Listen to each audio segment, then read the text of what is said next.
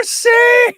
What a half of football as we welcome you to Nissan in-game live for the last time this regular season. Ron Jaworski, I'm Michael Barkann. Jaws 10-0, but never mind the score, Jaws. Why not? Let's mind the score, Jaws. When does the varsity kick off? I thought we're watching the varsity, Jaws. We are. They've all lost their jobs. Those guys standing around the sidelines. But let's talk about the big story, obviously, as Jim Gardner might say, our friend, which is Tanner McKee.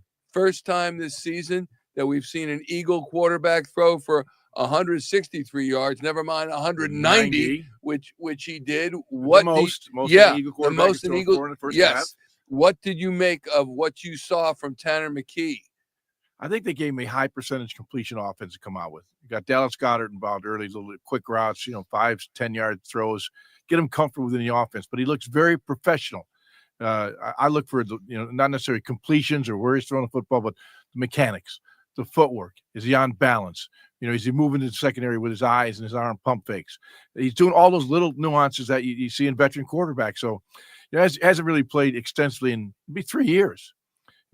Except for some preseason activity, and he looks like a polished NFL quarterback in the first half. I'm looking at passes to Jahan Dotson. He's got 5 catches, 19 yards was a long. Dallas Goedert, the starter, back in after 5 weeks away. 17 yards was the long. Aeneas Smith, the touchdown pass, was 15 yards. So we might not be talking shot plays, but he's given it a little distance. He's thrown a couple shot plays, but as you were explaining those completions, it's a bevy of different routes. It's just not throwing quick hitches for 5 or 10 yards. I mean, there are some crossing routes, deep comebacks, curls, digs, skinny posts. There's an array of different throws that you're seeing out of him, and he's hitting them. Now, he's missed a couple too. I don't want to just give him all the perfume because there's some stench, a couple of throws that he made as well. He missed a couple guys that rolled, but overall, you got to say it's been a stellar performance by an inexperienced quarterback. Passer rating of 99.8, 17 of 26 for 190 yards. The touchdown, no picks, no sacks. The offensive line. Again, these are all reserves, and we'll talk about Jordan Davis on the defense in a moment, but all reserves on the offensive line. Looked like they kept a fairly clean pocket for him, and he stepped up into it a couple of times. And the good play calling as well. When you see movement from a young quarterback, that's always good. In fact, that was one of the things when I scouted him Tanner coming out of college, Stanford. He wasn't very good on the perimeter. He was a prototypical drop back passer. What I'm seeing so far is the movement from the pocket, which is very good, which helps your offensive line. When you move the quarterback, the launch point changes. So you're not always put that 5 yards, be the most expensive piece of real estate in the world is 5 yards behind the quarterback because everybody wants it. And defense wants it, and you want to protect that. So he's done a really good job when he's thrown from the pocket. He's done a really good job with the movement, and that has helped the offensive line. Is there anything that would change your mind about him starting next week should Jalen Hurts be unable to play versus Kenny Pickett? If he shows you anything, or even if he shows you similar in the second half, you still go with Pickett? Yeah, I would go with Pickett. I think the more experienced guy is needed when you get in the playoffs. Although Pickett's not been a playoff quarterback, but he's got a lot more experience than Tanner would have. And hope we don't get to that decision. But clearly, if it did come to that, I would go with the experience. Hey, we're playing the New York Football Giants, and they're awful. They're awful. It's an awful football team right now, and who knows what's going to happen with their coaching staff, with their general manager. They may have to go once again to a 3-year rebuilding program again, but they're not giving us much resistance today. Yeah, Giants with a loss today, they would lose all the games in division for the first time in their history. Wow, and that's saying something. That means get the broom out. Get the broom out. Get the broom out. That's a good way to put it. When you said, I didn't realize it was that bad until you just said it. Yeah, the only time in their history they've lost, they've been swept by the NFC East. Speaking of getting them out, Jordan Davis is out there. And I don't know how many other starters, certainly he's making some plays too. Yeah, he is making some plays. But you know what? Get him in shape. Get him in shape. He's playing. He's when guys are that heavy and that big, you give him some time off, he'll be tipping the scale at about 20, 25 pounds more in a couple of weeks. So I'm glad he's on the field. I'm glad he's playing. He's a young pup with a lot of talent. I think he's an underachiever right now because I think he's got incredible talent.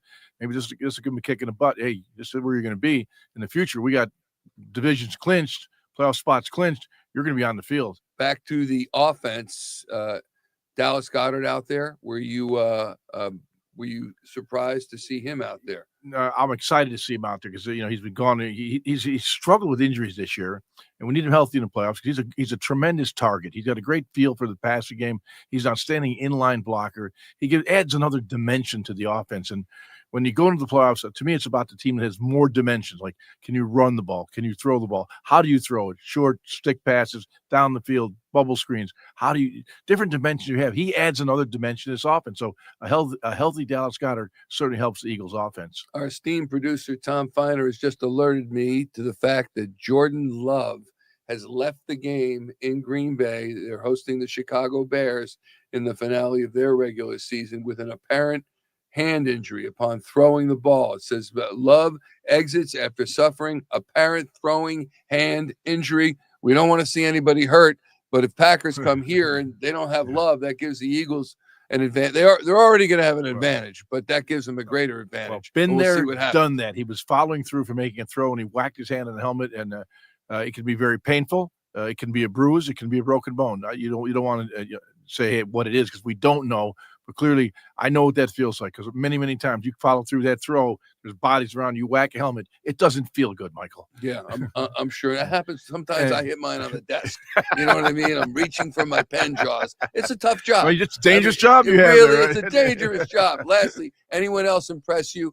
Or any concerns that you had from the first Jahan half? Dotson. I think we saw Jahan Dotson show up. He's got 5 catches. I'm not sure quite how many yards, but I'll take a quick 63. look. 63 yards. He's shown up, and I like when they showed the replays because I get a look at how the guy's running his routes, and he's doing a really good job with his movement routes, and he's like routing on the move and come out of the break with separation. So it's one of the things you notice when you get a guy that you don't see much play because he's not catching many balls. He starts to catch you, say, "Oh, he's got a knack for getting open. Yeah. He's got a feel for reading the coverage." So that was a nice surprise for me. All right. Reminder that Jaws and I, Barrett Brooks, Reuben Frank, John Clark, all the principals from our team, Yeah, baby, will be joining us from Lincoln Financial Field. I'm going to say the Eagles are going to win this thing. My bold prediction was that Tanner McKee gets 3 touchdown passes and a quarterback controversy tomorrow. Well, you're right half of that.